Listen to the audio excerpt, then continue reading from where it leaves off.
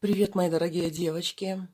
Надо, короче, тайм-код, я смотрю, ставить в начале, потому что 2 минуты длится видео без звука, без ничего, потому что настраивается. И мы сейчас погадаем на две темы, девочки. Кто мешает вашему счастью, любви, деньгам?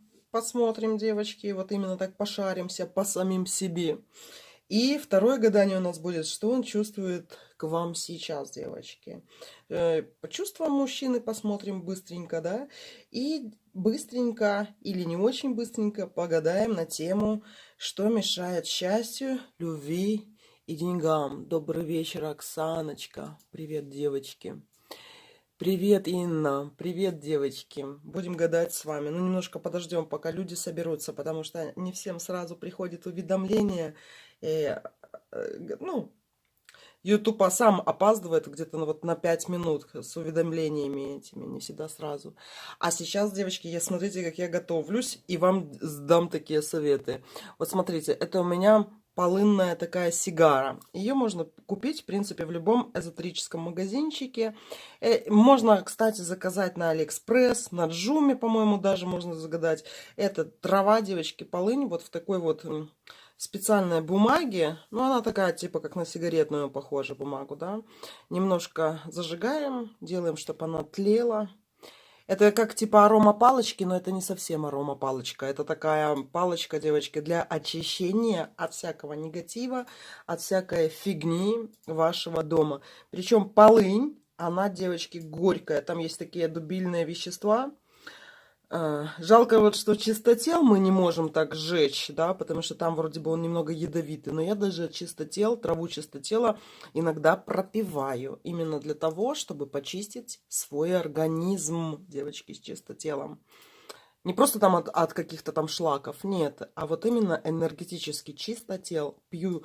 Но, правда, он немного ядовит, в больших количествах нельзя, сок чистотела нельзя. А вот именно травку, там 1-2 глоточка делаю. Боровую матку, девочки, тоже пью, как траву.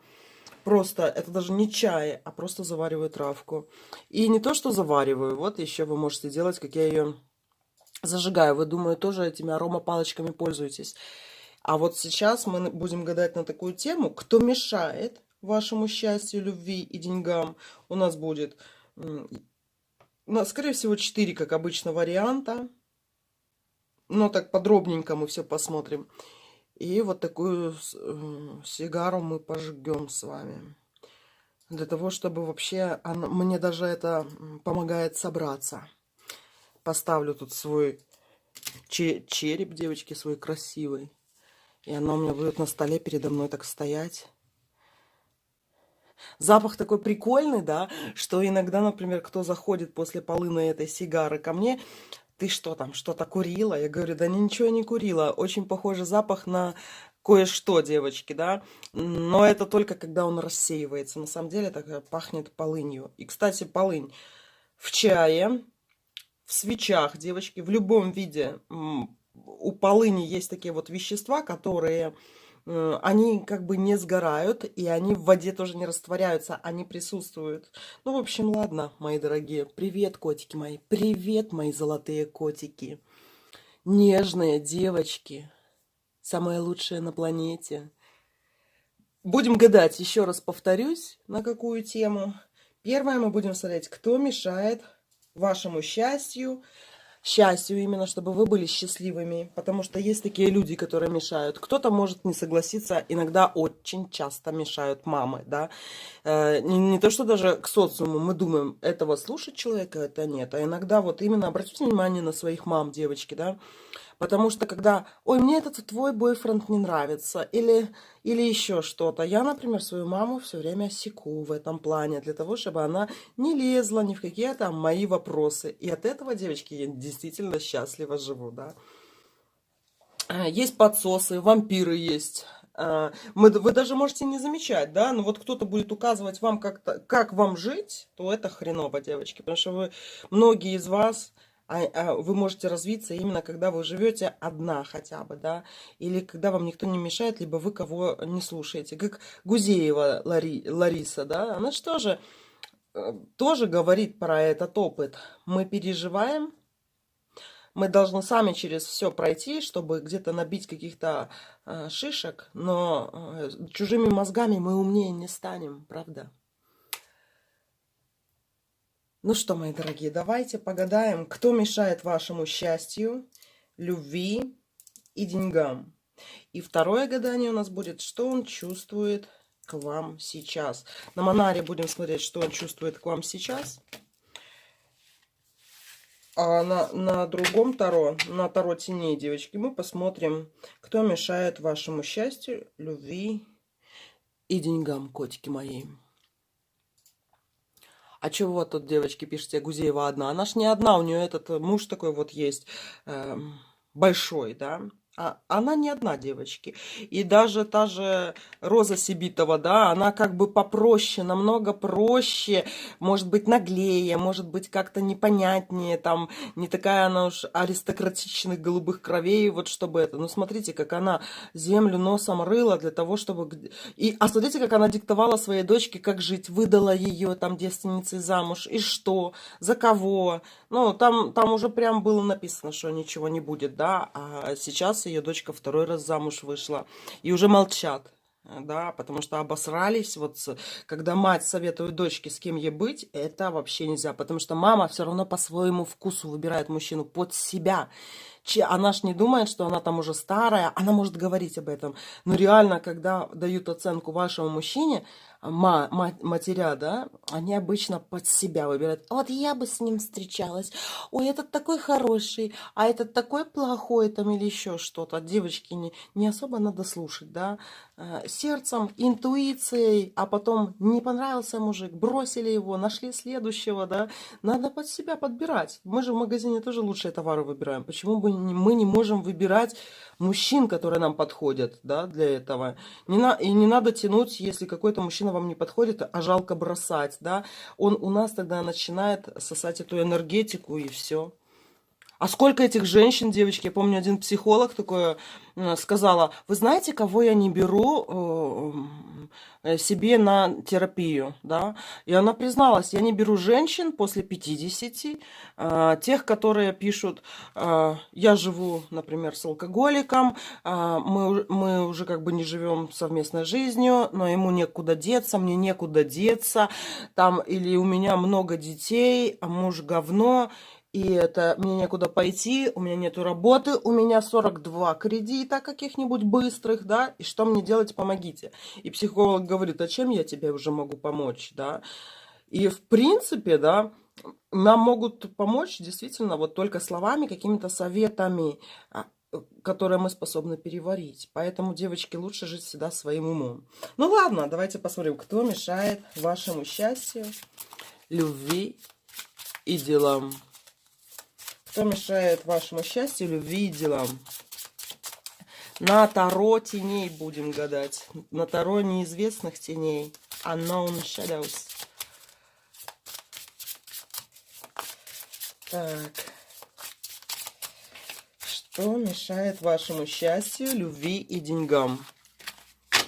А, кстати, я тут вам поставила, девочки, такую карточку, да. Многие тарологи пишут, например, номер телефона, там, сайт или еще что-то. А мне, девочки, захотелось поставить вам такое, у тебя глаза красивые. Так что, чтобы вы видели, да. У вас красивые глазки. Итак, первый вариант. Что мешает вашему счастью, любви, деньгам? Второй вариант. Что мешает вашему счастью, любви, деньгам? Что мешает вашему счастью, любви, деньгам? Что мешает вашему счастью, любви и деньгам? Выбирайте, мои дорогие. 4 варика, 4 варианта у нас. Какой-то будет пожестче, какой-то получше. И мы с вами будем смотреть, кто мешает вашему счастью, любви и деньгам. Кто мешает? Откроем эти тени, мои дорогие. И будем еще докладывать тоже на каждый вариант, но тогда, когда определимся с сигилами, сигнификаторами вашими. Кто мешает? Кто мешает? Кто мешает? Кто мешает? Выбирайте, мои дорогие. Кто мешает вашему счастью, любви, деньгам будем по отдельности выкладывать, потому что денежный канал ломают одни, любовь забирают другие, а счастье не дают третьи.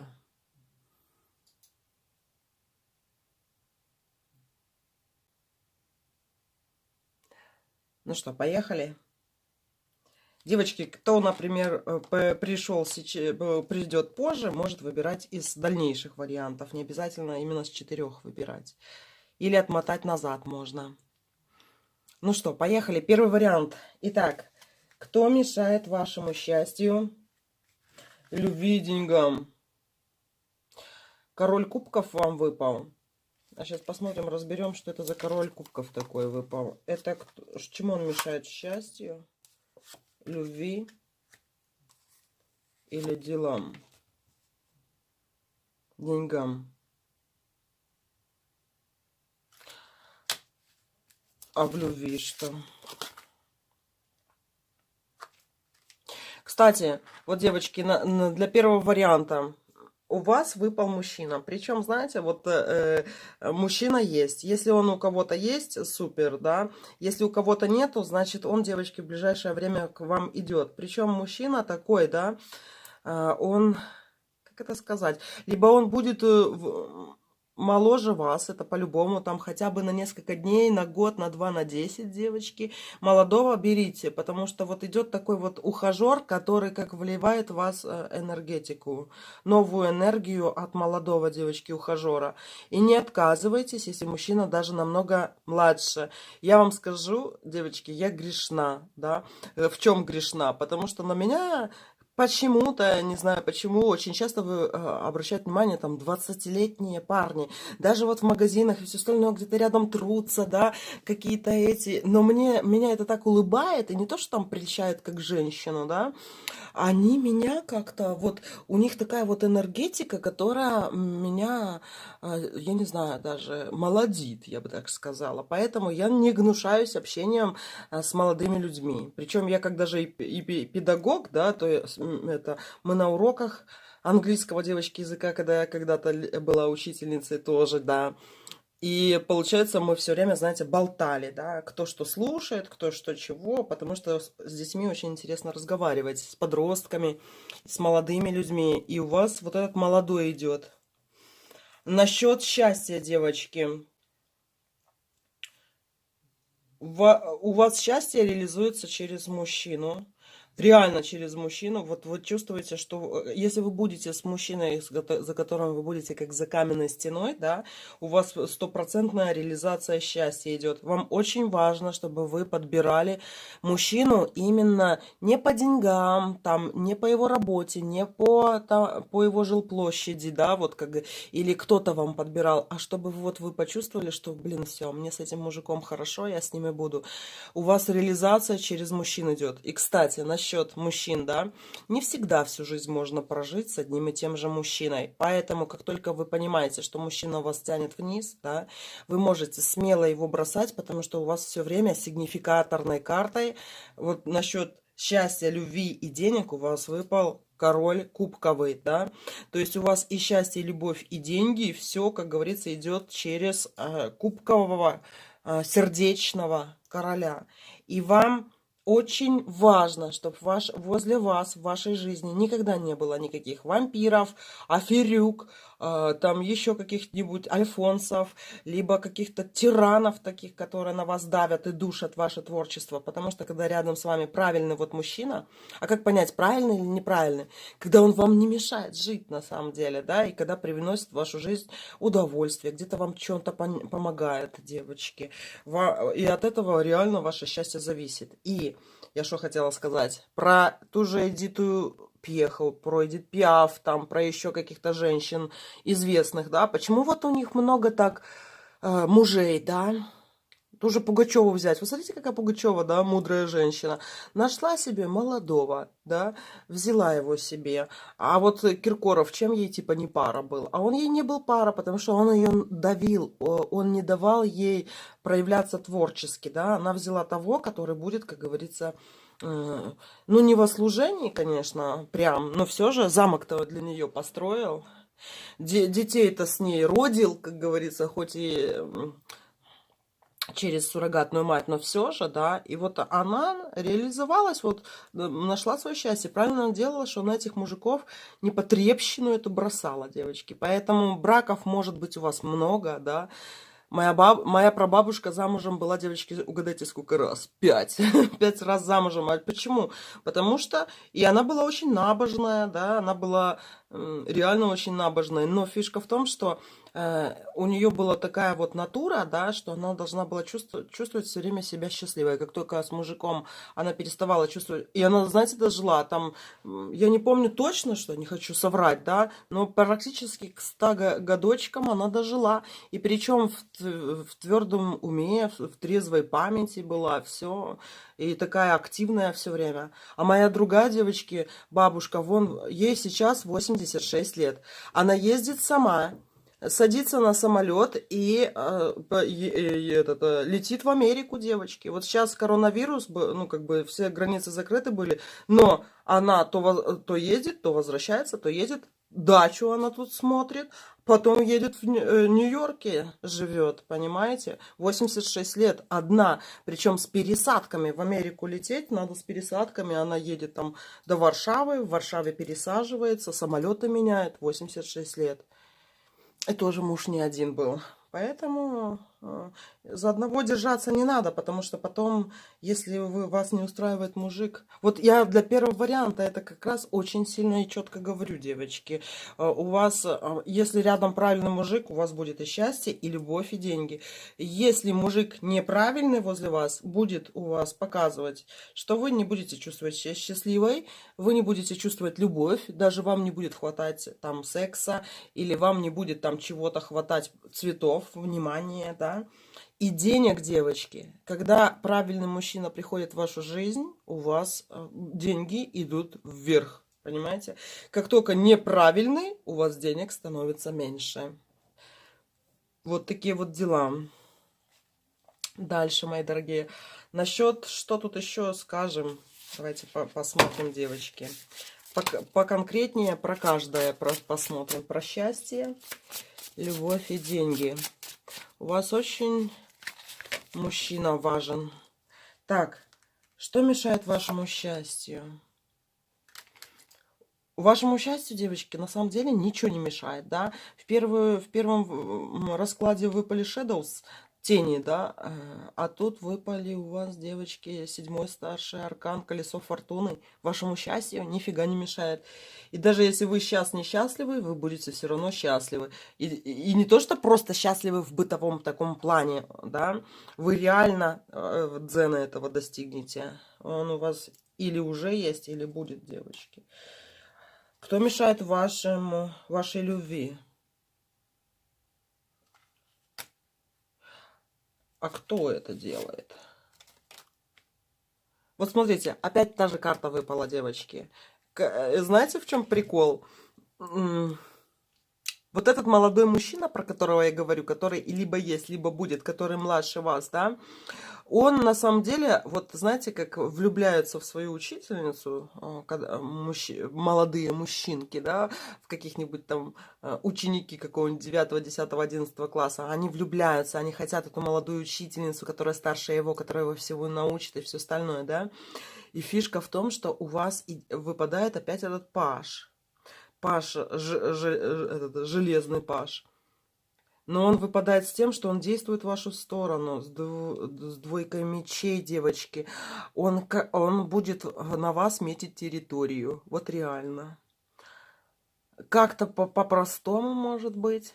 Но он будет реально либо сидеть у вас, никуда не уходить, да. Ну, короче, либо подклады. Вот, девочки, ждите, что он пометит свою территорию у вас своими трусами там или еще чем-то, что-то у вас оставит.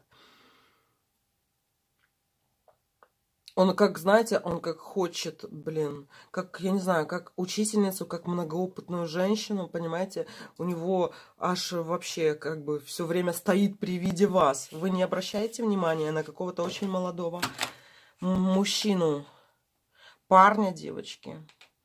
Сколько бы вам лет не было, тут какой-то очень молодой есть, который прям, знаете, аж зубы сводит от вас у него. Так, а что мешает деньгам вашим? Ну, девочки, ничего вам не мешает. Вашим деньгам ничего не мешает. Вам надо мужиков себе. Вот даже чем больше мужиков в вашей жизни, когда вы испытываете счастье, когда вы чувствуете радость, эйфорию, девочки, у вас благосостояние растет. Ваши деньги напрямую зависят от мужчины, который находится с вами рядом. Вы даже по этому принципу этих мужиков можете выбирать. Заметили, завели какого-нибудь нового мужика, любовника, вышли замуж или еще что-нибудь, девочки, смотрите на свои именно денежки. Как только у вас идут приходы ниоткуда, то вы в лотерею выиграли, то вам наследство осталось, то вам кто-то там просто денег дал, там или еще что-то. Этот мужчина вас содержит, да, или еще что-то. У вас много таких каких-то вещей, денег появляется, когда рядом мужчина, все, вот, вам, кстати, это один, я не знаю, это, наверное, самый лучший расклад, который даже сегодня будет, девочки, по первому этому варианту, потому что слишком все чисто, тут прям чистота такая, да, и очень на мужчину показывает. Ну, у кого-то это могут быть многократные браки, даже вот по жизни, потому что тут у вас кровь такая интересная, девочки. Вы вот это король сердечный, да, кровяной вот этот король, он не просто так выпадает. Это говорит о том, что у вас какая-то даже особенная кровь. У вас реально какая-то особенная кровь. И получается, вы должны жить, а это уже вам от рождения дано до смерти, как говорится, да. Вы будете жить в своем уровне, да.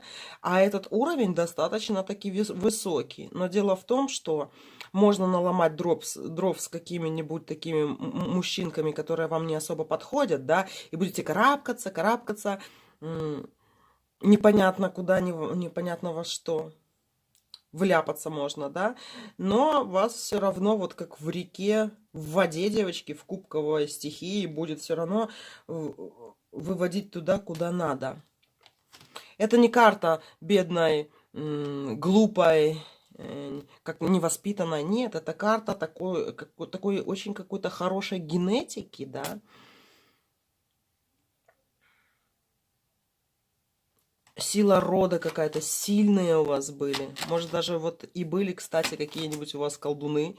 И причем это, скорее всего, по мужской линии какие-то очень знатные, благородные люди у вас. Потому что вы сама такая знатная и благородная. И дело в том, что даже если вы будете там, я не знаю, мести дворы, да, вдруг что-то такое, это знайте, что это из-за мужика, с которым... который нахрен не нужен был в вашей жизни, да, а потом вы все равно будете выкарабкиваться, у вас все равно, знаете, вот все время полная чаша должна быть. Она даже сама собой наполняется. Вот такие вот дела, мои дорогие. Так что вашему счастью, любви и деньгам на самом деле ничего не мешает. Мужики, девочки, идут к вам, они магнитятся. Причем это мужчины, у которых такая энергетика молодая, да. И по-любому у вас будут даже какие-нибудь экстра моложе вас люди, да. То есть, например, вам может быть, например, допустим, будет 40 или есть 40, то я вам скажу, что будут такие очень молодые мужчинки, да. Можно в тайне где-то с ними что-то мутить, но с ними мутить надо, потому что оно влияет вот на все аспекты вашей жизни. Причем у вас колесница, 7-й старший аркан выпал. Это такая вот реально королева, девочки. Королева, которая никогда не была пажихой и не будет пажихой. А королева бывает и в печали, а есть и счастливая, да, богатые тоже плачут, но все же. Ну, супер расклад. Ничего такого, девочки, не выпало хренового. Ну что, давайте второй расклад посмотрим, девочки. Кто мешает вашему счастью, любви и деньгам? Что у нас тут такое красивенькое выпало? Со спины какая красивая дама, старинная, гуляют где-нибудь по Парижам. Тройка жезлов выпала.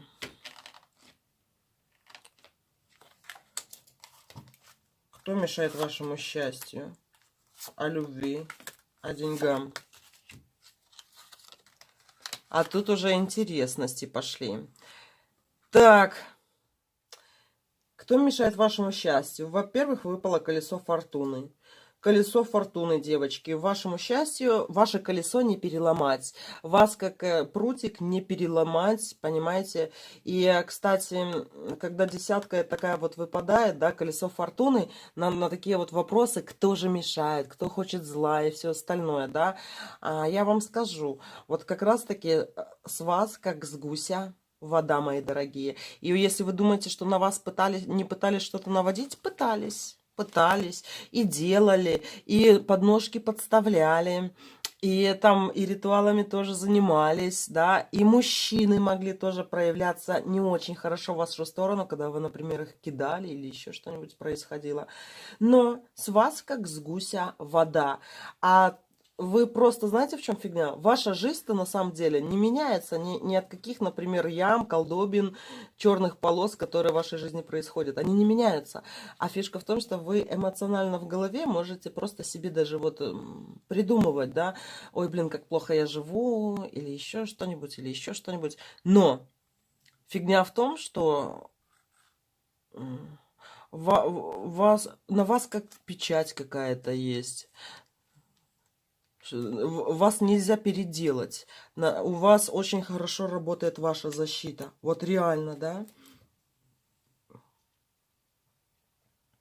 Либо на вас магическая эта защита стоит, которую вы сами ставили себе, да? Либо вы вот прям, знаете, часть какого-то эгрегора, девочки, да? Либо вы... Ну, короче, закрытые двери для любого вида хренового влияния на вас. Но вы можете это влияние чувствовать, оно вас может бесить, вы можете от этого, знаете, страдать, бояться, думать, что у вас все плохо, да, на что-то обращать внимание. Но на самом деле это вы просто это чувствуете, да, вы чувствуете удары эти магические, не магические, любые удары вы чувствуете в свою сторону, и от этого вы можете переживать очень сильно, да, плакать можете, еще что-то. Но на самом деле вы закрыты для того, чтобы вас били, для того, чтобы на вас ездили, чтобы вас использовали, чтобы вас предавали, вы от этого надежно защищены колесом фортуны. Вы, как знаете, в белом круге, да, или в белом кругу, девочки. И я вот думаю, а кто этот круг нарисовал? Вы сами, да, либо кто? Вас не пробить. Дальше давайте посмотрим. А еще такой вот интересный момент, я вот тут вот скажу, да, там, где вы живете, особенно именно там, где вы спите, да, у вас есть в доме какие-то вещи, которые, я не знаю, они как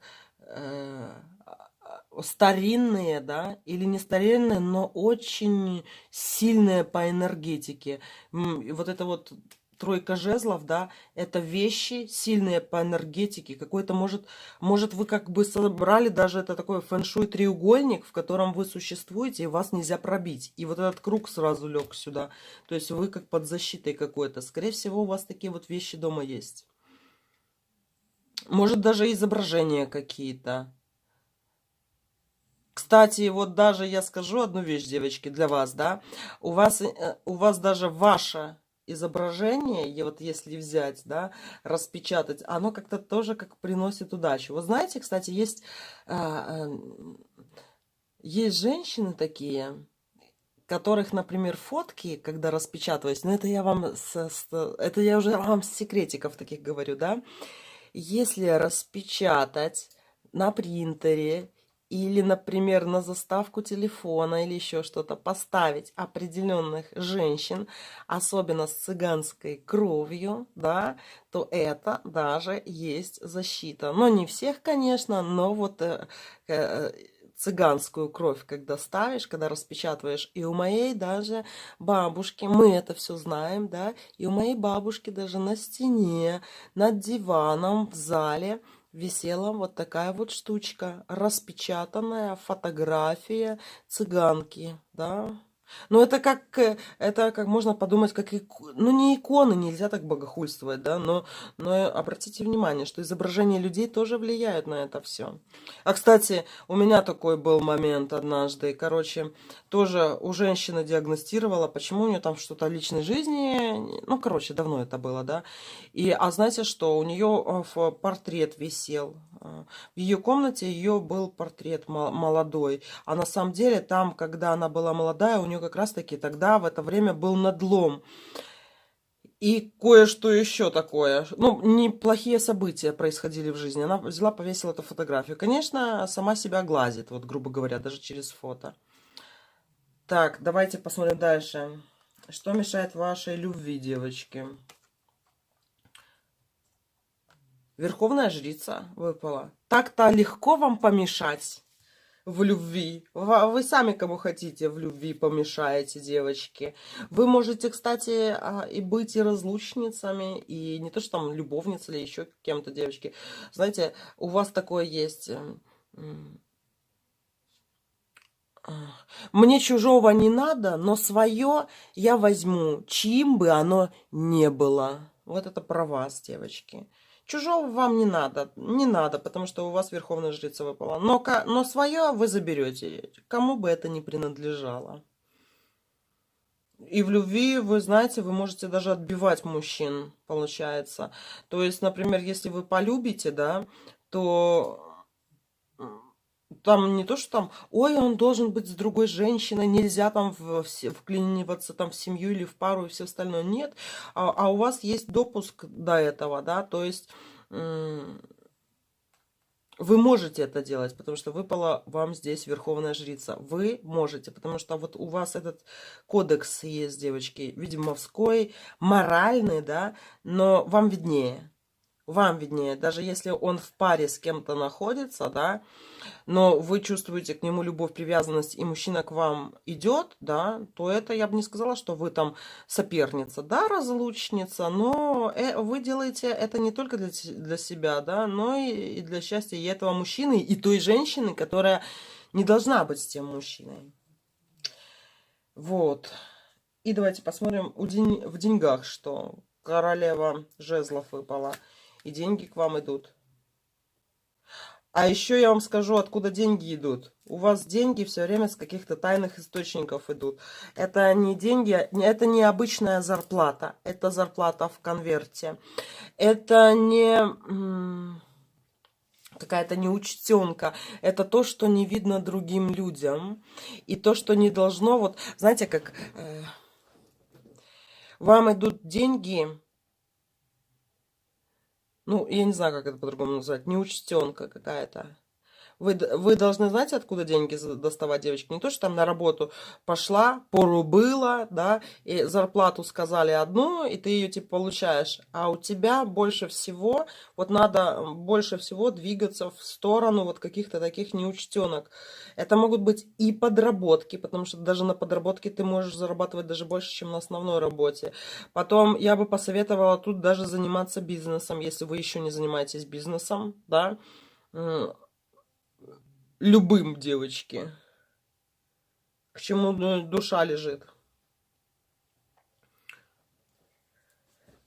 И почему-то мне здесь идет какое-то у вас новое одеяние. Как будто вы одеваете какую-то одежду.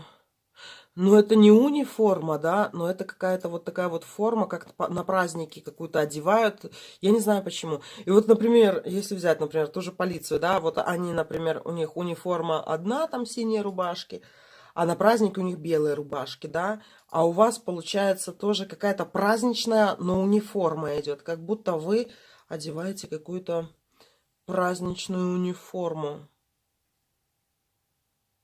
Богатая женщина здесь идет. Если она делает то, что она хочет, она очень богата. По интуиции, девочки, у вас вокруг вас залежи бабла, залежи денег, да. Но дело в том, что все зависит от того, берете вы это или не берете. Я бы не сказала, что они даже совсем честные деньги. Но об этом надо вот просто из тайны достаешь, из тайного сундучка себе, или в тайный сундучок складываешь. Если вы, например, живете с мужем, и вы хотите каких-то больше денег, девочки, знаете, как привлекать? Берете какой-нибудь этот вот черный мешочек, да, и делаете себе заначку, про которую не знает муж. И по чуть-чуть денежек туда складываете. По чуть-чуть денежек, денежек, денежек. Я даже вам посоветую, как я, например, делаю, девочки, да.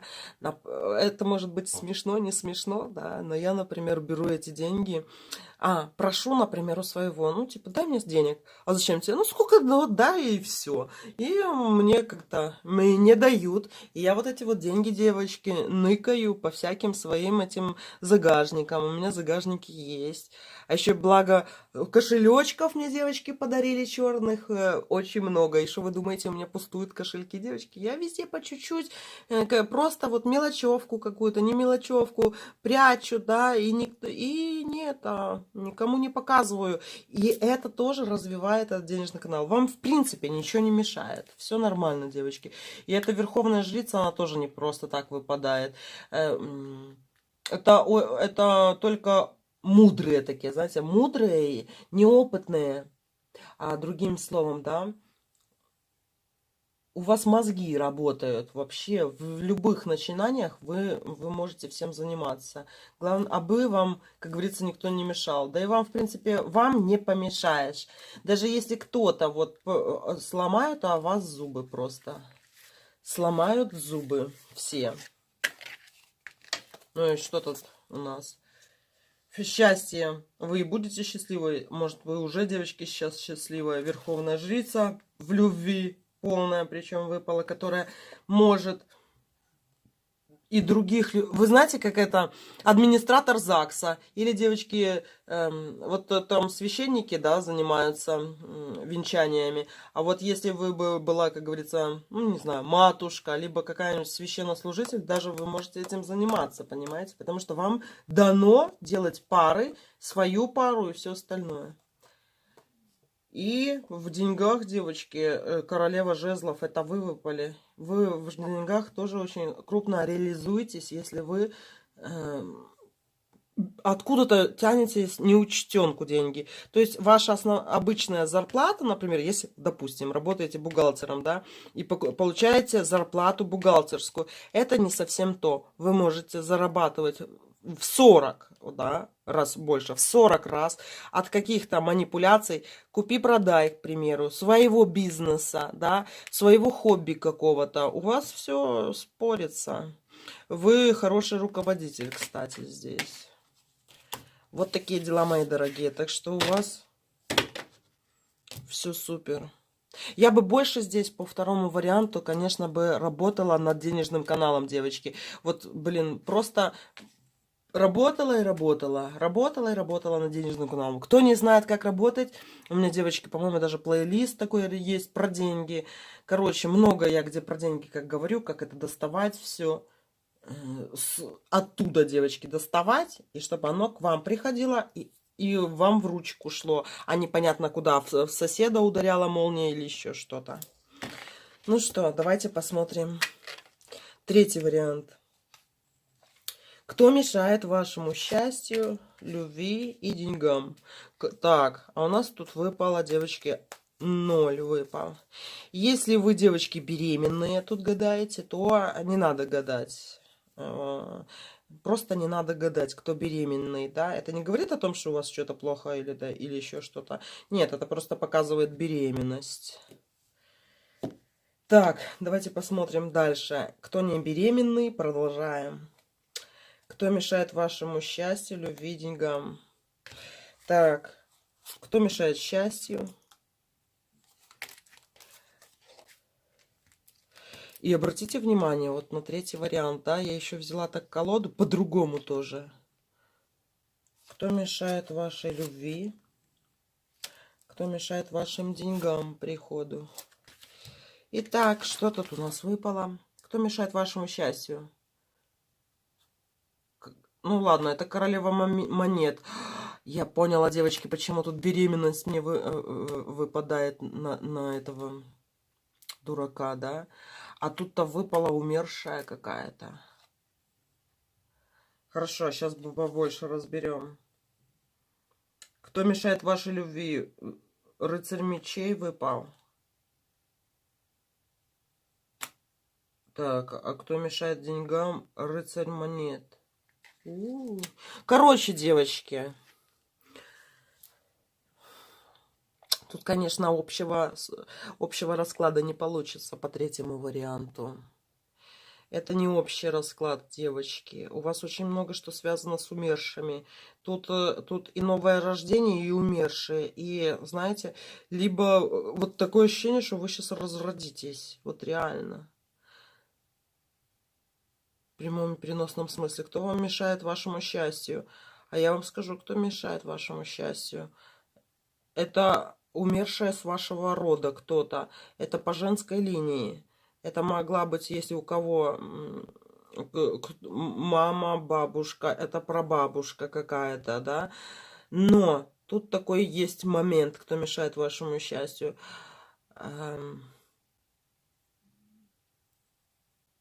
Нет, это вы ее не трогали, не вызывали, но как будто вы не ходите туда. Но это как, я бы даже сказала, как ну, не безымянная, да, но должно же что-то быть. А тут получается как безымянная, без вести пропавшая, потерянная, и ты не знаешь, жива ли ты, либо ты мертва. Но это точно 100% мертвая женщина, да, из рода вашего, из рода вашего, девочки, по женской линии, это значит с маминого рода считать, она мешает счастью. Вы знаете, в чем фигня тут? Она не то, что там мешает вашему счастью. Фишка в том, что вы повторяете судьбу из кого-то из женщин по вашей женской линии. Один в один повторяете судьбу какой-то умершей женщины. Один в один повторяйте судьбу умершего человека, умершей женщины, но почему-то у нее как непонятно что с могилой.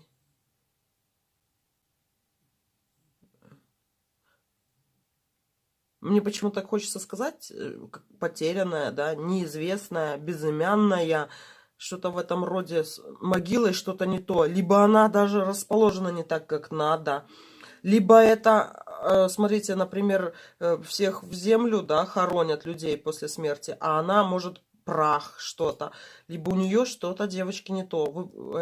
Она не мешает вам, но у вас какая-то вот прям программа в один повторять судьбу по женскому роду какой-то умершей женщины. Вот этот дурак почему выпал. Но мне как хочется переродиться. И вот это перерождение, это идет от этой мертвой. Ну хорошо. Так, ладно, сейчас посмотрим дальше. Кто мешает вашей любви? Рыцарь мечей выпал, да?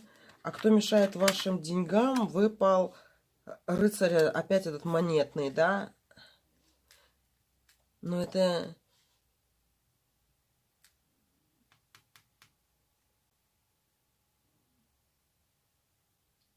Это не груз какой-то, а как, не знаю, тут как уход за каким-то смертельно больным каким-то человеком. Понимаете, почему мне он выпал? Тут что-то с Мементо Мори.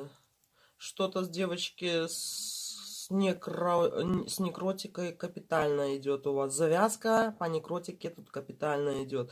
Но дело в том, что это может обозначать, девочки, что вы либо беременны, либо родите скоро. И вот эта некротика часто висит на беременных женщинах, потому что рядом один уходит, один приходит, понимаете? Блин, ну что-то я тут... Некоторые моменты такие аж не хочется говорить все-таки, знаете, общее такое. Хочется что-то в общем сказать, а в общем не получается. Хорошо. Что мешает счастью? Это повторение судьбы мертвой женщины по роду в любви, девочки, у вас вроде бы мужчина и выпадает, и живой мужчина выпадает, да, но он, получается, рыцарь мечей, да, а получается, что в деньгах выпал другой. Это не два одинаковых рыцаря, это два разных. Причем тот, который мешает деньгам, он как полумертвый, ну или сказать полуживой, да.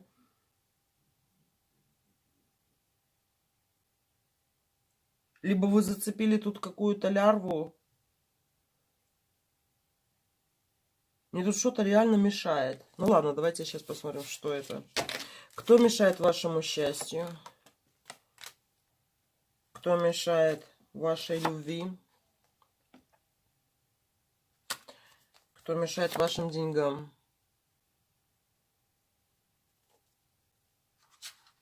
У вас блок на деньги стоит. У вас не то, что блок на деньги, у вас как будто эти деньги забирают. Понимаете, они не успевают до вас дойти, вы не успеваете на свои хотелки потратить, как какой-то мужик у вас забирает деньги, девочки.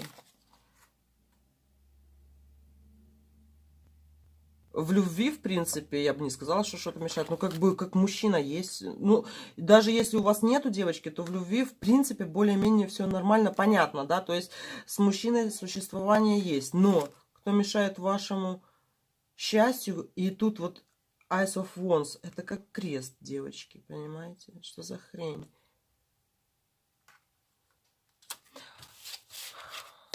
Что это такое? Счастье. 20-й старший аркан страшного суда. Суда, девочки, просто суд. Хорошо. А любовь что у вас есть? 15-й аркан дьявола. А в деньгах что у вас есть?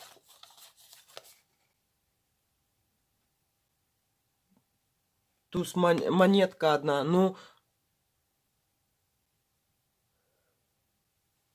а вы не держите случайно дома каких-нибудь реально мертвых монет, старинных каких-то монет? Если дома есть какая-то старинная монета, да, вот заговоренная какая-нибудь монета от ваших предков достались, надо ее как-то, не знаю, убирать, может, как клад ее просто спрятать, чтобы она типа как клад, чтобы вы знали, где она находится, да? Но не это. У вас деньги есть, но они, знаете, вот эта деньга идет, да, она как стала на одном месте и стоит. В любви выпадает, девочки, дьявол, а в счастье суд.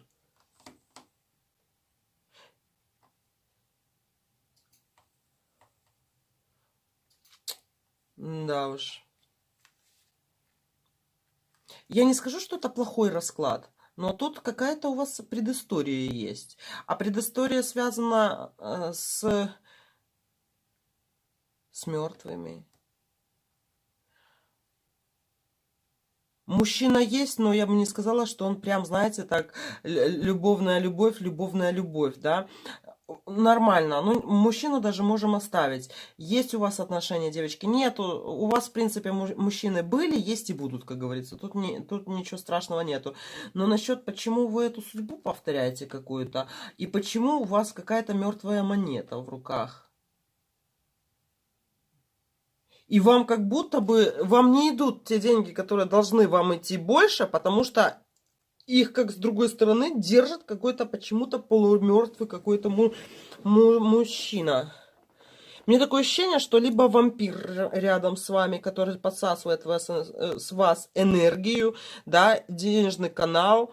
Это может быть лярва какая-то. Если вы, девочки, пьете, ну, я имею в виду не просто там выпиваете по праздникам, а вот запои, да. Если у вас есть запои, тут ни о каких деньгах и речи быть не может. Это будет просто такое существование ни о чем. Вы как в банке живете. И, ну, и не в банке, денежном эгрегоре, а именно как в банке, как с пауками. Вот, и выбора никакого нету. Этим ничего не кончится. Так что если кто пьет, хорош бухать, да, просто надо завязывать и все. Потому что тут какая-то жопа выпадает. Тут реально жопа в том, что у вас тут может быть какой-то такой конкретный грех, да, и вот этот конкретный, он как бы не искуплен, и он не проработан, и из-за этого вот все в каком-то застывшем, вроде бы мужчины есть, да, вроде жизнь, она идет своим чередом, но счастье, девочки, у вас под вопросом, и деньги под вопросом, потому что вы как повторяете судьбу. А что делать, чтобы не повторять эту судьбу?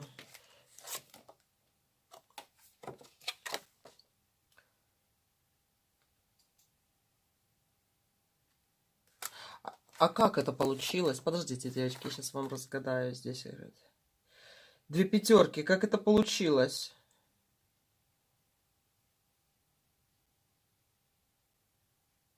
Пятерка костей и червовая. Две пятерки. Как это все происходит у вас?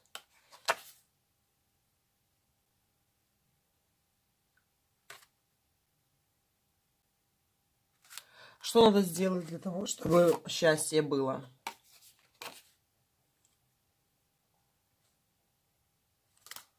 Хорошо, он от мертвой бабки живой мужик. Ладно, хорошо, что это такое?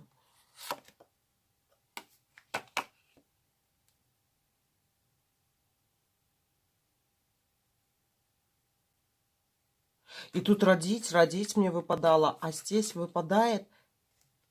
Охренеть, короче, девочки.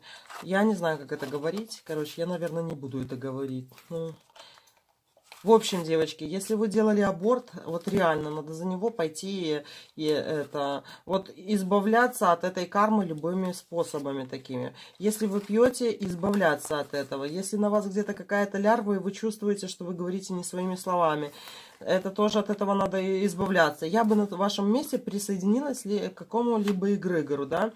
Но еще один такой момент. У меня, кстати, такая же старая проработка есть, да. Я вас могу говорить. Вот меня зовут Елена Петровна, да. А мою бабушку звали Мария Петровна.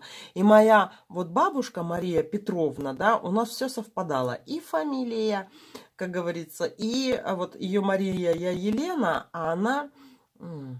И Петровны были, да, и я вот чувствовала вот эту вот фишку, да, что у меня тоже есть проработка по тому, как она живет, да, но я не хожу к ней на могилу, да, я ничего такого, ну, как бы не делаю, ее никогда не призывала, других, да, ее нет никогда, вот специально обхожу аккуратно вот этот момент, там, где я тоже повторяю судьбу. И знаете, когда я поняла? Я когда вышла замуж за Георгия, да, и фишка в том, что моя бабушка была замужем за Георгием, да, и у нас там пошли такие вот совпадения и по именам, и по всему остальному, да, что у меня волосы дымом становились, и я все, я ее закрыла, к ней не хожу. Я бы тут поработала еще с этим. В некротику не надо лезть, вам по-любому. Но есть какая-то такая вот не очень хорошая привязка. Но это у вас как-то отображается в чем-то таком нехорошем, чем вы либо занимаетесь, либо как вы относитесь к другим людям. Если вы кого-то бьете, пьете, я не знаю, там, как, может, зла кому-то желаете, да, может, делали аборт. Короче, какой-то грешок идет, но этот грешок не сколько ваш, сколько он от мертвой женщина по вашему роду идет. Вот его как закрыть надо. Мужчины нормальные, в принципе, идут. Ну и что дьявол выпал? Это по страстям выпал дьявол. Нет, с мужчинами, в принципе, все нормально, но я бы все-таки вот как-то по роду, по женскому все-таки закрыла эти вопросы какие-то. И не то, что там несколько отмолиться, помолиться. И девочки, как беременность идет. Но вот это тоже меня смущает. По деньгам. Как будто из-за вот этого какого-то такого греха вам как будто больше и не дают.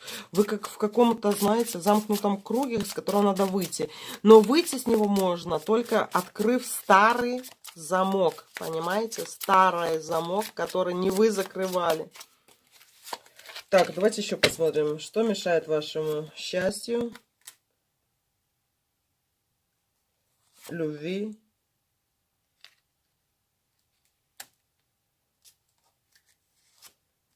и деньгам. Ну, девочки, вам надо еще поработать. Вот, кстати, вот этот 21 год, да, это как раз очень хороший год для магии, для ритуалов. Он в 100 раз лучше, чем 2020. Там была просто Верховная Жрица, да, и карта дурака, которая кое-что обнуляла. А сейчас 21, девочки, да. И в этом 21 году вот ритуалы, понимаете, они как... по маслу. Они должны все по маслу быть. Но я бы на вашем месте некротику не трогала бы, да. Вот просто... Ну и просто какие-то такие ритуалы тоже не делала. Ну, я имею в виду какие-то такие просто фэн-шуй, да, или либо еще что-то. И я бы полезла бы... Во-первых, перерыла бы весь свой дом насчет этой мертвой монеты какой-то, да. То есть что-то фонит... Не раздали то, что надо было раздать тогда, но не при вашей жизни, а при той жизни, которую вела кто-то по вашему женскому роду, девочки. Ну, тут сложный расклад.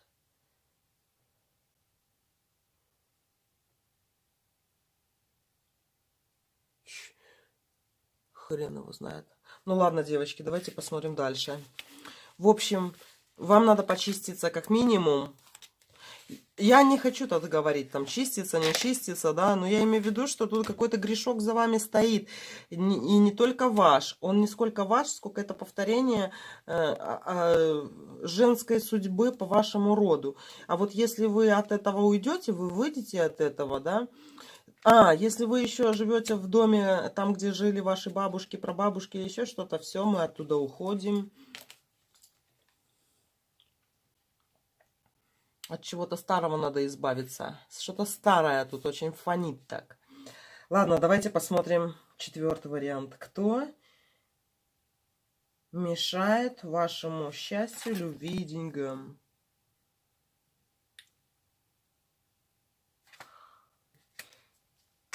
Если у вас, девочки, кто думает, что сейчас черная полоса, то уже скоро будет белая. Кто мешает вашему счастью, любви и деньгам? В любви, девочки, мужчина выпал. И счастье, и деньги тоже выпали здесь. Нет, никто ничего не мешает вам. Ни счастью, ни любви, девочки. Я вам скажу, обращу ваше внимание, что вам очень много надо общаться с людьми сейчас, да. Чем больше людей в вашей жизни, тем лучше. В интернете. Сядьте в интернете, заведите какую-нибудь беседу, да. Понавязывайтесь сами, понаписывайте там привет малознакомым, либо там старым забытым друзьям, да. Вам очень много общения идет, очень много людей, и как будто они вам по чуть-чуть, по зернышку, как говорится, все будут давать. Какие-то новые идеи, что-то, новые пути какие-то. Так. А любовь? Звезды, девочки, идут. У вас звезды по людям идут, да? Люди с горящими глазами.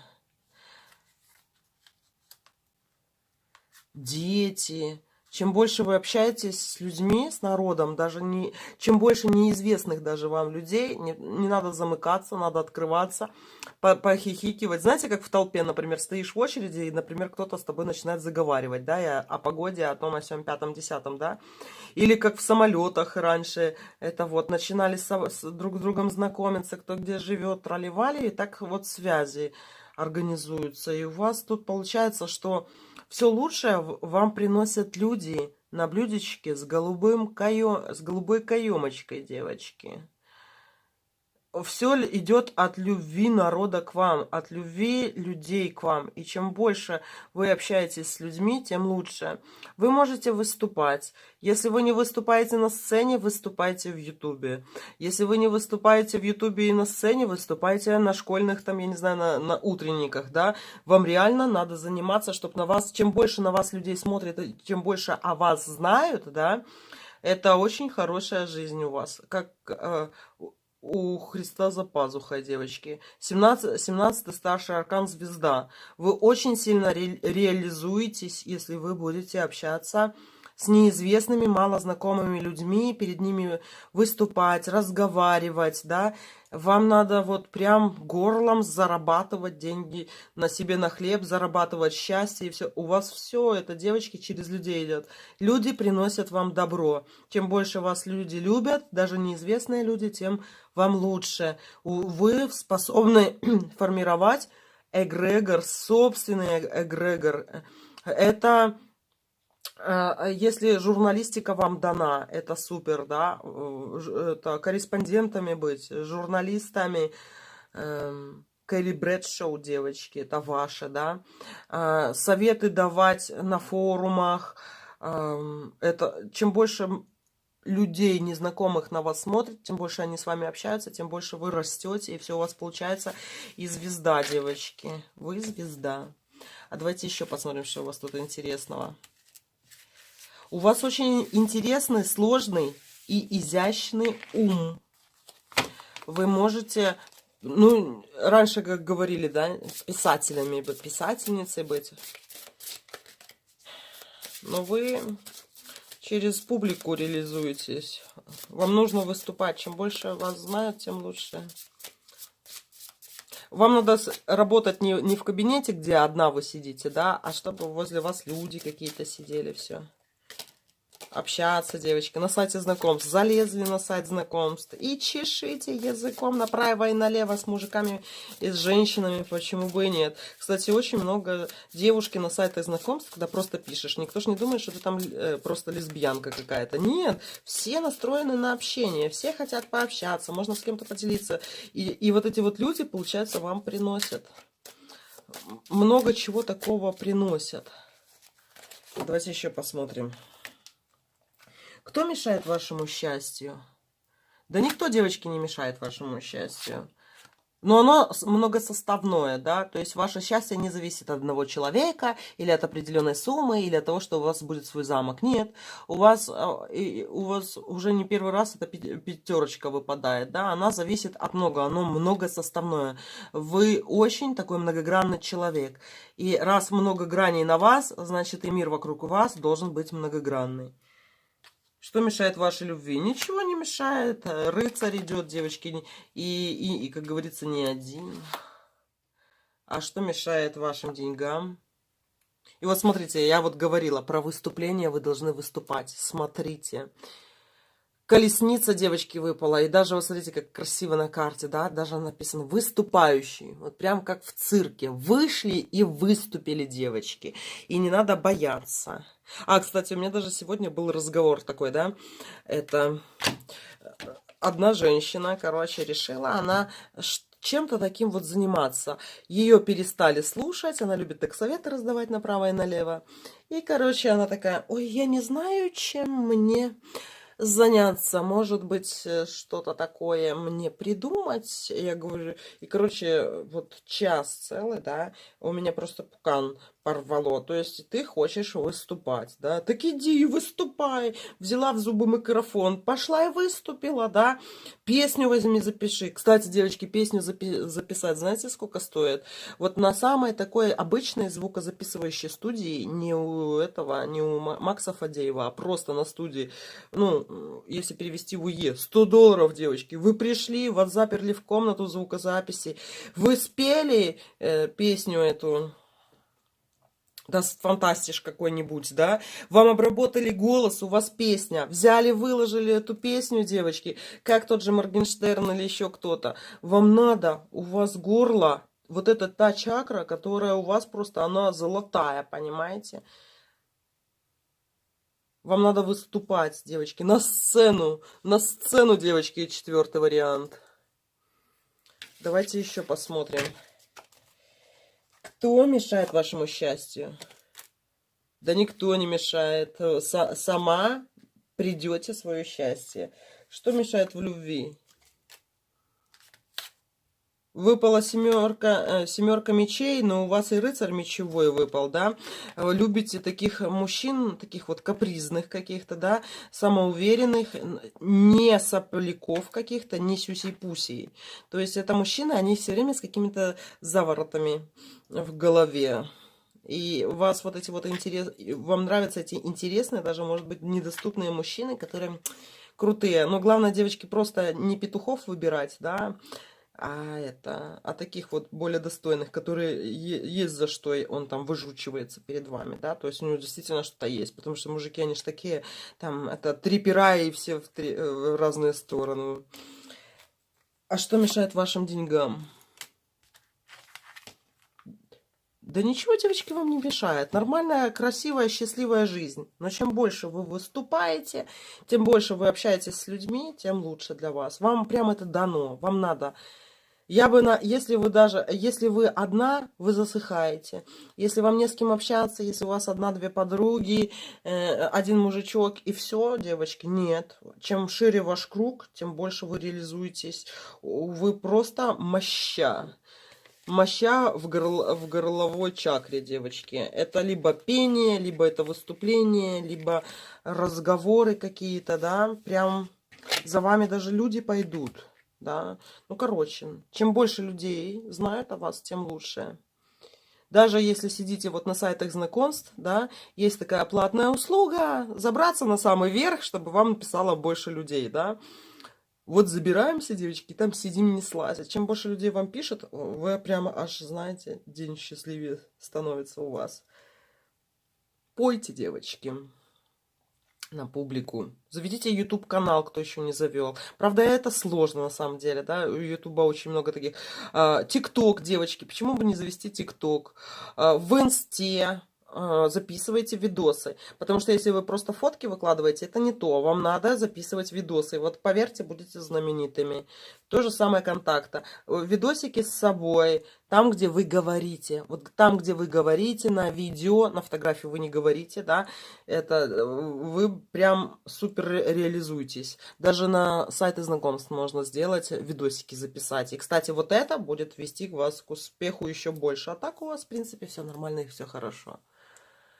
Вот, мои дорогие. Ладно, это было у нас такое гадание на нас, любимых. А теперь, девочки, мы сделаем гадание.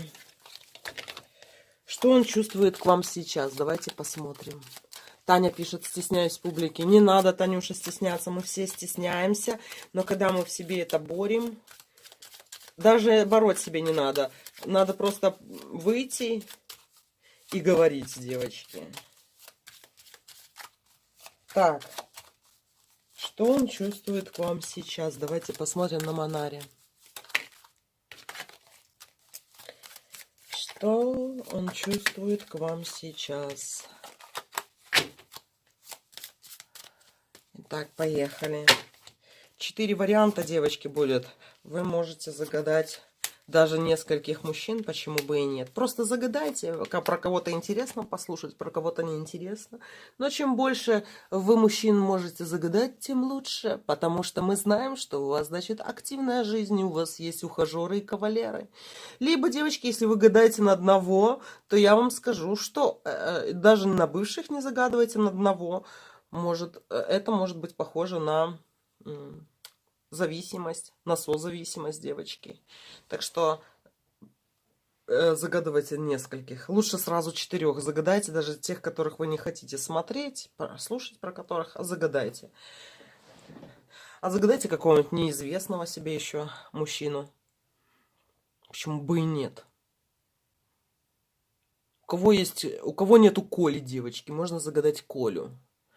Можно загадать Александра, Алексея, Роберта или Альберто. Почему бы и нет?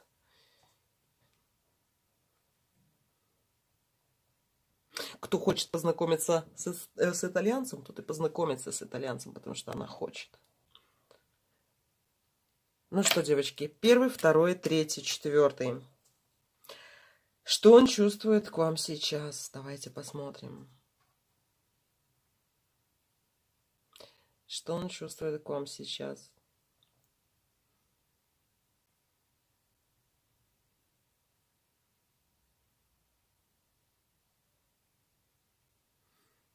Ну что, давайте посмотрим, девочки. Если кто-то не загадал на всех 4, и у вас нету такой активной жизни, где ваша, как говорится, попа все время ерзает, да, если, значит, если у вас только там 3 или 2 или, девочки, один, значит, вам больше всего упражнений на тазобедренную часть, на ягодичные мышцы. Можно сесть и приседать, а почему бы и нет.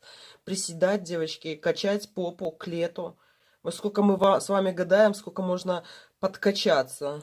Очень даже неплохо.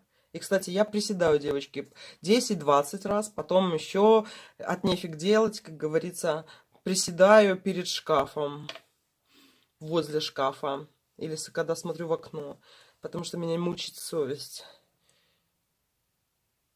Так, ну что, первый, второй, третий, четвертый. Поехали, девочки, слева направо первый вариант.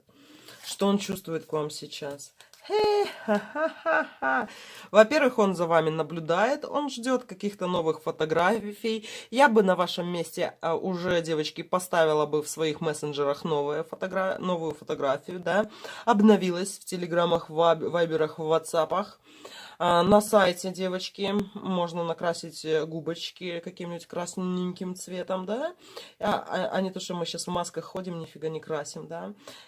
Он прям сейчас, девочки, либо вот в самое ближайшее время будет шныряться по вашим страницам, искать с вами как контакта какого-то, предлагать что-нибудь непонятное и все остальное. Короче, девочки, идет за вами наблюдение, идет охота. Но мужик довольно-таки немножко мерзопакостный по отношению к вам. Он-то наблюдает за вами, он хочет вас рассматривать, он хочет вас видеть, да, и в то же время он от этого получает какое-то БДСМное удовольствие. Кто не знает, что такое БДСМ, об этом много видео есть, и даже на тех же порносайтах и в Википедии, и где угодно, да, то есть мужчина ваш получает удовольствие от того, что ему каблуком наступаешь на яйца, грубо говоря. Он у вас извращенец, эмоциональный извращенец. Ему нравится себя терзать, других терзать. И ни одна загубленная душа за ним, девочки, числится. Вы даже можете об этом не знать, но это такой мужчина, который любит помучить женщин. Что он чувствует к вам сейчас, девочки? Он хочет намучиться от вас. Он хочет от вас намучиться. Это может быть ваш бывший, который... Пойду-ка я посмотрю на ее фотки, а потом поплачу. Поплачу, что у нас что-то с ней было, да. И если это, девочки, настоящий, этот мужчина хочет как-то вас задеть, вывести на какие-то эмоции, да, и получить от этого кайф, вне зависимости от того, какие эмоции он вызывает. Один может вам цветочки принести, девочки, а другой может эти цветочки специально не принести, даже подарить другой, чтобы вы поплакали, и он такой, ах, как классно. Ну, короче, девочки, БДСМщик, куколд. Что он чувствует к вам сейчас? Блин, он, знаете, как кот лапами, который пытается что-то разгребсти, чтобы добраться до вкуснейших консерв, да. Но на самом деле ему что-то не светит, потому что вы очень даже ловко от него закрываетесь, да. И ему непонятны все ваши тайны. Он не знает всех ваших секретиков. И, кстати, вот он получает даже кайф от того, что он мучается, девочки. Он мучается от того, что он что-то о вас не знает, еще не узнал. Вы для него не открытая книга и все остальное. Дальше, мои дорогие, что-то вы с собой сделали. Может, кто-то реснички, что кто-то маникюр, может, кто-то более кардинально. Знаете, такая песня есть у Ленинграда, да, такая грубая немножко, но такая сиськи, сиськи, сиськи. Я сделала сиськи ему назло. Типа рассталась с бывшим, а потом сбросила ему фотку, там, где она, ты знаешь, а я себе сделала новые сиськи. И тот аж зубы сводил.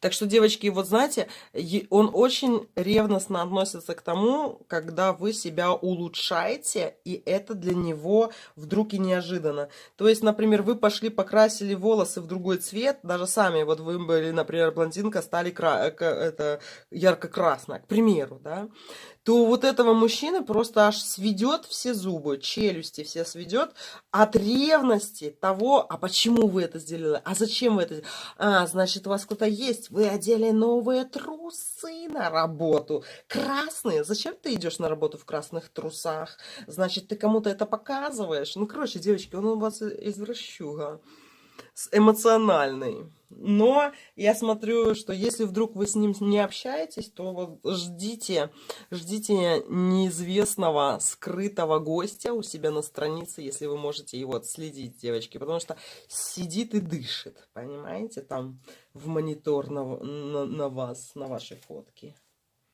Это бывший, который может вам опять, знаете, пробивать слезу сам себе.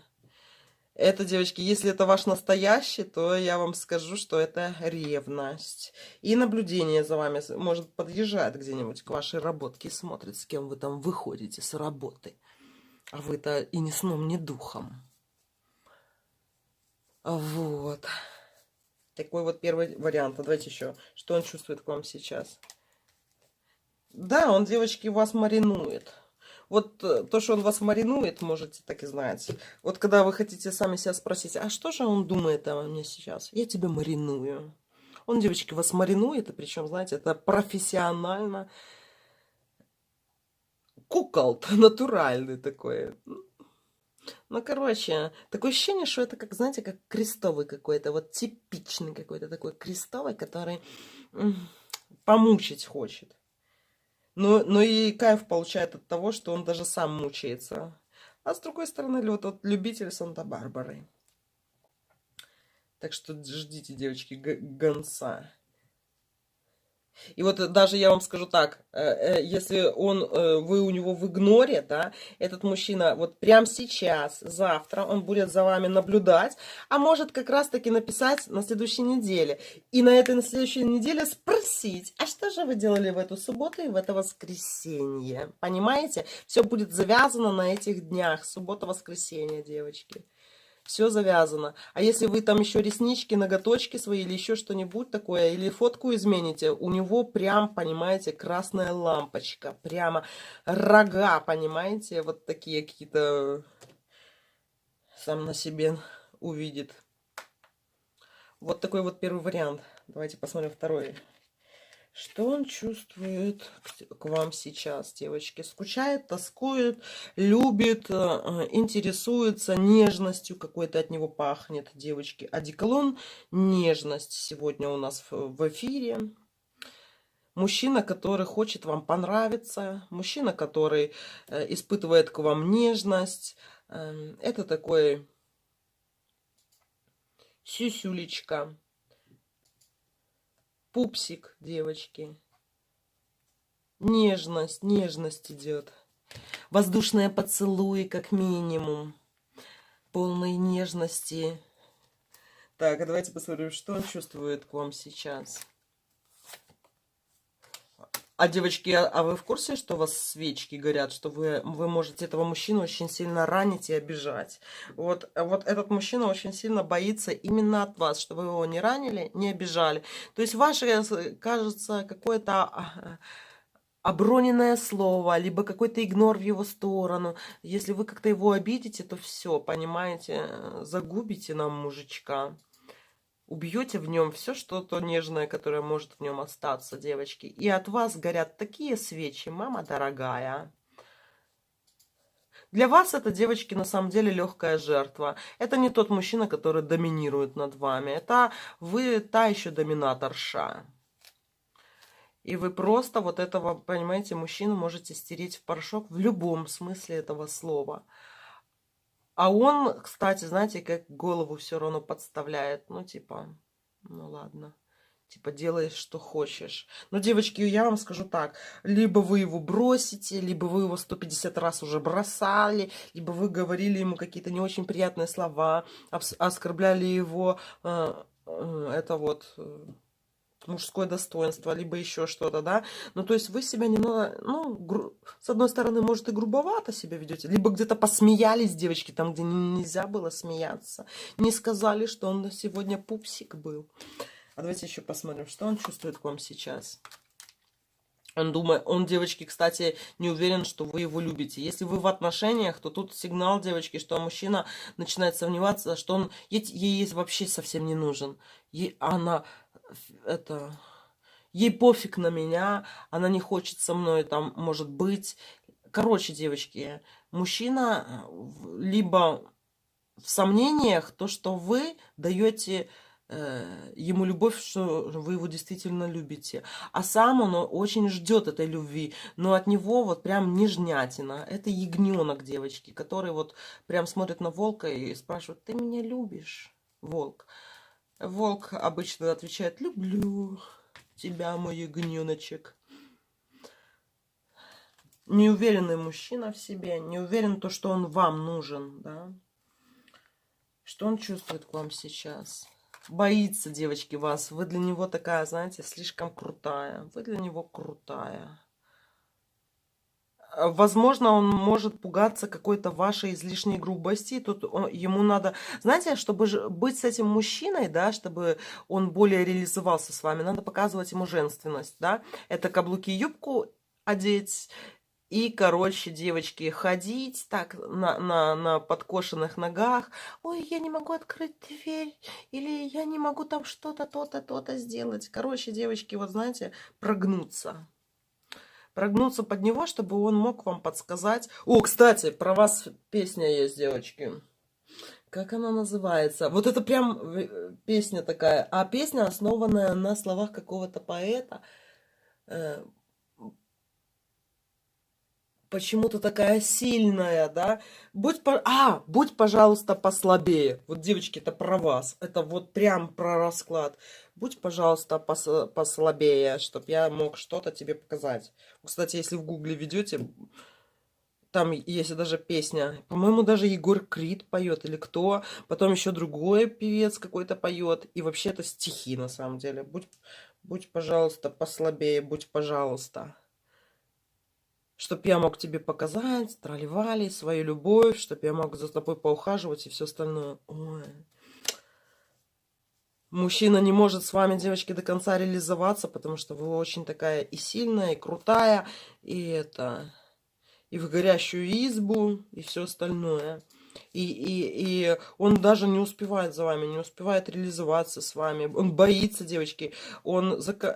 Комплексы какие-то. Вы вызываете в нем комплексы, девочки. Он боится в вашу сторону даже подуть.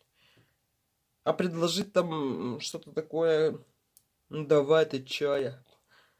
Нет, такого нету, девочки.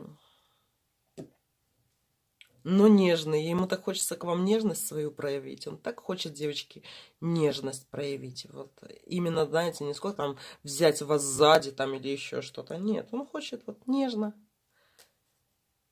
Будь, пожалуйста, послабее.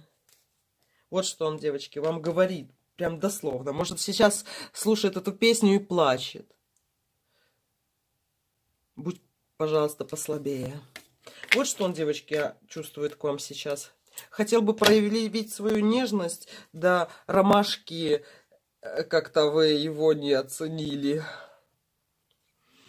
Ну ладно, это был такой второй вариант. Давайте посмотрим третий вариант.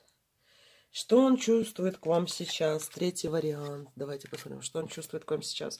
О, девочки, я так скажу. Если вы в любом треугольнике, то это такой, знаете, ходок, который прям вообще... И вас хочет в узде держать, и свою ту другую тоже хочет в узде держать. Но это только любовных треугольников касается. Дальше, девочки, если это ваш какой-то новый знакомый, то я вам скажу одну вещь. Будет выбор сделан в вашу сторону. Он уже сделан, этот выбор. То есть, если это ваш друг, если это просто какой-то новый знакомый девочки, то у него есть богатое, как говорится, прошлое. И в этом богатом прошлом он делает вывод, что он бы с вами замутил или станцевал, девочки, ча-ча-ча. Мужчина активно хочет в вашу сторону проявляться, но чтобы вы тоже на месте не сидели. Куда-то он хочет с вами то ли ходить, кутить, гулять, да, чтобы слушать, что вы говорите. Надышаться вами не может этот мужчина. Еще один момент. Если, девочки, это уже такие отношения, которые у вас дальше идут, да, этот мужчина рассматривает вас как свою жену или уже считает даже как женой своей. Такой мужчина, знаете, который вот считает, что, ну да, она молодец, она классная, и я хочу с ней быть. Ой, какой красивый, лощеный король у нас огня выпал. Это либо стадия завоевывания вас идет, девочки, да, либо он сейчас перед вами будет просто распушить свой хвост. Начес на хвосте делать просто. Что он чувствует к вам сейчас? Ну, девочки, все, я вам скажу, он в ваших лапах. Понимаете? Но он ждет активную женщину. То есть, знаете, как эта активность? Король огня, он получает... Ну, почему-то этот король огня как хочет рядом с вами ходить и, знаете, наперебой друг другу что-то рассказывать. А давай поедем туда и сюда, там тролливали. Короче, хочет проводить с вами время. И знаете, чем вы его взяли, девочки? Я вам скажу, вы взяли его своей головой. Вы слишком, ну, не то, что там правильная, да, или еще какая-то.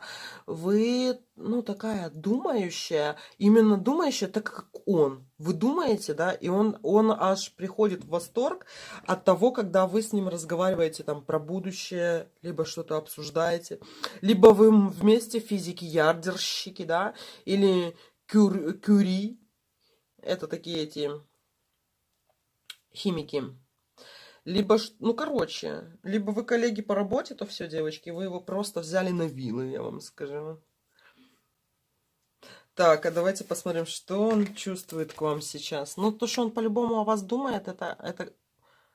Боже ты мой, девочки. Два короля выпало. Король земли по отношению к вам и король огня, девочки. То, что как минимум на вас идет охота, это по-любому. И этот мужчина хочет развивать отношения.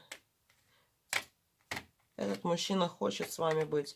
Но почему-то все-таки мне тут идет, знаете, от него больше карт, чем от вас. То есть почему-то...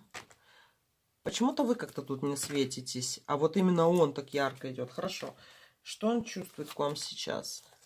А я говорю, а где ты, да? Почему мужчина идет, а вот верховная жрица? Ну, конечно, девочки, взбаламутили тут его, не знаю как. Вы им управляете. Не давайте этому мужчине бразды управления, девочки, потому что вы его выше, и вы должны как бы руководить. Но вы должны быть и активной. Но, смотрите, и я до этого говорила, что ему нравится ваша какая-то правильность, ваши идеи и все остальное. А вот вы как рассуждаете, ваша философия жизни, да, то, как вы к жизни относитесь, как относитесь к жизни, ему очень сильно импонирует. Даже если вы свингер, допустим, да, он просто будет визжать от восторга, что вы не такая, как все. Если у вас розовые волосы, он будет, о боже, какая она клевая, девочки.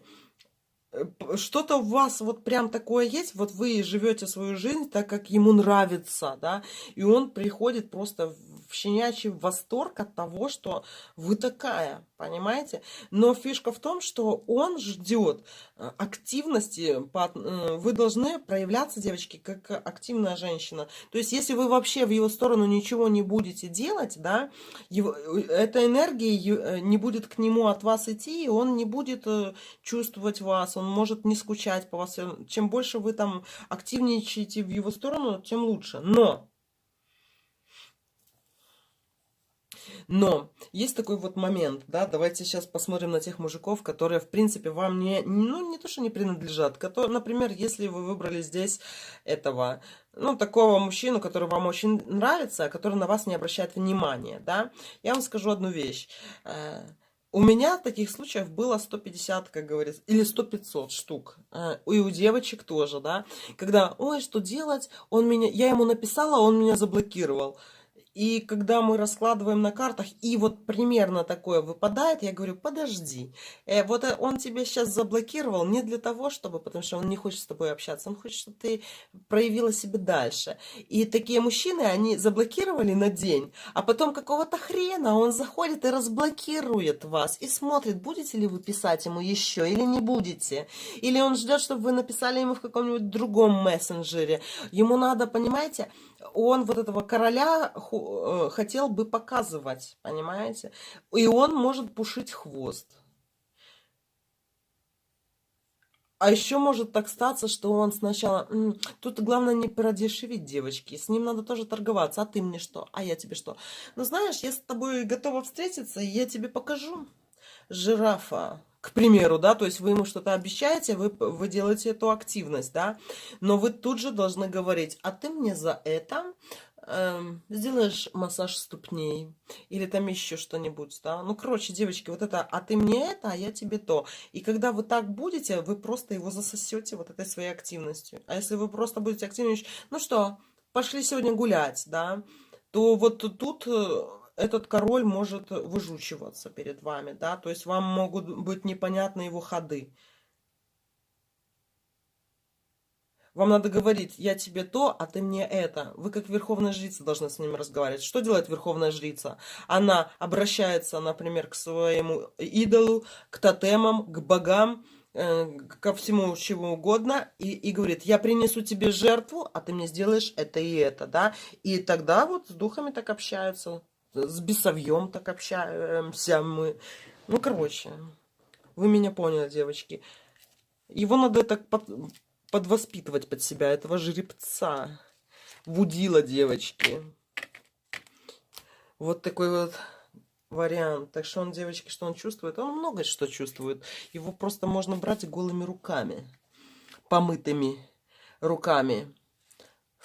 В крови этих... каких-нибудь, не знаю, снегирей. Но я имею в виду, что вот подключаете тут колдовство тоже, почему бы и нет. Но я имею в виду не приворотами, сколько вот именно своей этой сущностью ведьмовской. Так, четвертый вариант. Давайте посмотрим, что он чувствует к вам сейчас. О, девочки, он какой-то загнанный в угол маленький малыш. Тут проблемный выпал. У него либо пустые карманы, либо ему не выдали зарплату, либо он чего-то боится, либо он, девочки, болеет. У него пониженная эта вот энергетика. Сегодня у него пониженная энергетика. Спит, может быть, девочки, он. Что-то вообще такое, знаете, прибитый. Ну, давайте посмотрим, что он чувствует к вам сейчас. Тайные связи, боязнь этих тайных связей с вами.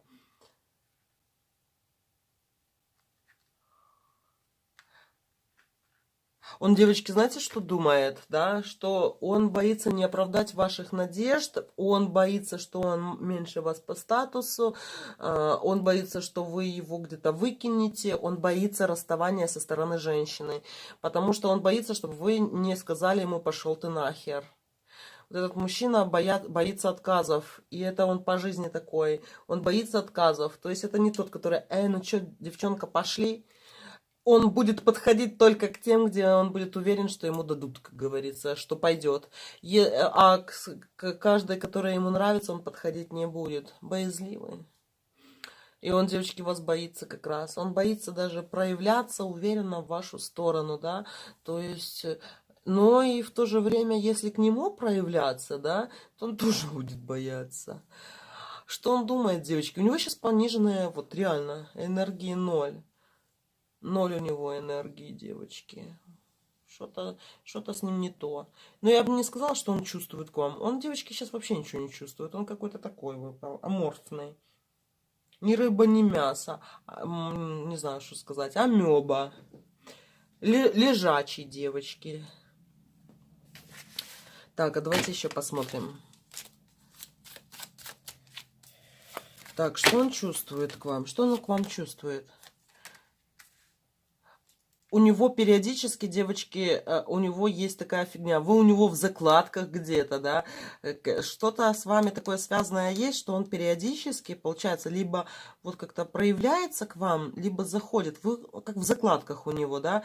В закладках, чтобы вас не потерять из виду. Что он чувствует к вам? Вот девочки по деньгам вообще, конечно, у него очень плохо либо с работой, либо с деньгами. И получается, знаете, он как это, а что я сделаю, да? А как я к ней там что проявлюсь? А как ей там... Он, короче, девочки ни о чем не думает, пока он не решит свои денежные вопросы. У него нестабильное состояние. у него, может, прямо здесь сейчас нету денег, может, нету денег на мобильном телефоне. Либо девочки, вот у него такое сказали, ну, знаешь, мы тебя сейчас уволим. И он, получается, дорабатывает какое-то время, да, и он понимает, что у него, блин, сейчас вообще не станет денег. А как он будет жить, а что он будет делать, да. И он сейчас вот просто такой вот немножко подавленный. Что он чувствует к вам? Вот как бы ни звучало интересно, у него по отношению к себе земляные карты, а к вам водные. И причем, знаете, вы как не в то время и не в том месте вот встретились с ним. Вам надо встречаться с ним, когда он успешный, когда он, знаете, при деньгах и все остальное. Тогда вот идет роман. Как только у него денег нету, и романа нету. Потому что он сразу, как только не уверенный в себе, то его раскачивает. А так, девочки, вот он думает о вас. Тут червовая карта в вашу сторону, кубковая идет. Это и тоска, и в то же неуверенность в себе. Он не уверен в себе. Но его поддерживать здесь и не надо, потому что ничего не поможет. Он сам пока с колен не встанет, там ничего не будет. Он может вообще в вашу сторону не действовать, потому что не считает нужным. И не то, что это его решение, а потому что он сам в себе такой вот неуверенный, в завтрашнем дне неуверенный. А давайте еще. А что он чувствует сегодня к вам сейчас? Сидит на жопе ровно, девочки. Это какая-то террариумная жабочка сегодня, который должен просто посидеть на камушке, подышать, посмотреть в пятый угол, понимаете, и перед глазами у него так сделать, и он это... Надо отдохнуть ему, пусть отдыхает, мои дорогие. Уставший он какой-то. Но идут очень много червовых карт нереализованных. То есть он не может реализовать вот какие-то чувства к вам, девочки. Он не может реализовать, потому что как вот занимался делами какими-то, все остальное, ну что-то ему мешает. Потому что он еще неразрешимое дело какое-то есть. Сделал дело, гуляй смело. А он этого дела пока еще не сделал, но ему надо просто где-то набраться энергии, девочки. Он может пойти на рыбалку, охоту, просто лежать на диване, смотреть в потолок. Не ждите от него быстрых действий таких. Ему надо скопить энергию. Он не будет сейчас в ближайшее время нормально, по-человечески проявляться. Подвигов никаких совершать не будет, потому что ему надо отлежать, понимаете? Отлежать, от просто попинать морковку, я не знаю, что-нибудь такое вот сделать, отдохнуть. Ему надо отдых, у него такая нулевая энергия, да, вообще такой, еле-еле. Вот тронешь его, и он такой квакнет, и все. Ладно, мои дорогие, вот такие вот вариантики были. Все, мои котики, у меня тут уже догорела моя полынь почти. Тут у меня уже в комнате дух такой, знаете, полынный. Сейчас подумают, что я тут это... маму Махарихуану что-то делаю. Нет. Все, мои дорогие, спасибо вам за внимание. Пусть у вас все будет хорошо.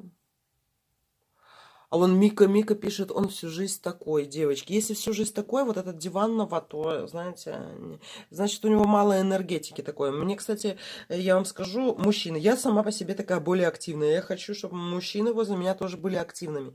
Но я поняла одну фигню, что мужчинам, даже этим активным, надо давать лежать на диване.